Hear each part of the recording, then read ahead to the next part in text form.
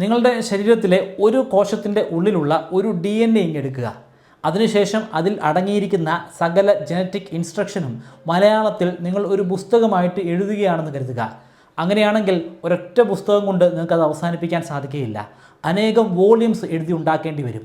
ആ വോള്യൂംസ് എല്ലാം അടുക്കി വെച്ച് കഴിഞ്ഞാൽ അതൊരു വായനശാലയാണെന്ന് പോലും നമുക്ക് പറയാൻ സാധിക്കും.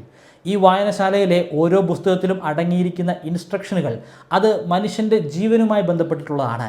ഒരു ഇഡലി കഴിച്ചു കഴിഞ്ഞാൽ എങ്ങനെ അതിനെ ദഹിപ്പിക്കണമെന്നും നമ്മുടെ മൂക്കിനുള്ളിലേക്ക് ഒരു പൊടി തെറിച്ചു കഴിഞ്ഞാൽ അതിനെ എങ്ങനെയാണ് തുമ്മലിലൂടെ വെളിയിലേക്ക് തെറിപ്പിച്ച് കളയേണ്ടതെന്നുമൊക്കെ ഈ ഇൻസ്ട്രക്ഷൻസിൻ്റെ ഭാഗമായിട്ടുണ്ട്. ചുരുക്കത്തിൽ ആ വായനശാല എന്ന് പറയുന്നത് ജീവൻ്റെ ഒരു എൻസൈക്ലോപീഡിയയാണ്. ഈ ഒരൊറ്റ സെല്ലിൽ മാത്രമല്ല ഈ ഇൻസ്ട്രക്ഷൻസ് അടങ്ങിയിരിക്കുന്നത്. നമ്മുടെ ശരീരത്തിൻ്റെ ഉള്ളിലുള്ള കോടാനുകോടി സെല്ലുകൾ ഇത് അടങ്ങിയിരിക്കുന്നു. കൂടാതെ കോടിക്കണക്കിന് വർഷങ്ങൾക്ക് മുമ്പുണ്ടായിരുന്ന നമ്മുടെ പൂർവികരിൽ നിന്ന് പോലും ഈ ഇൻസ്ട്രക്ഷനുകൾ കൈമാറി നമ്മുടെ സെല്ലിൻ്റെ ഭാഗമായി മാറിയിരിക്കുന്നു.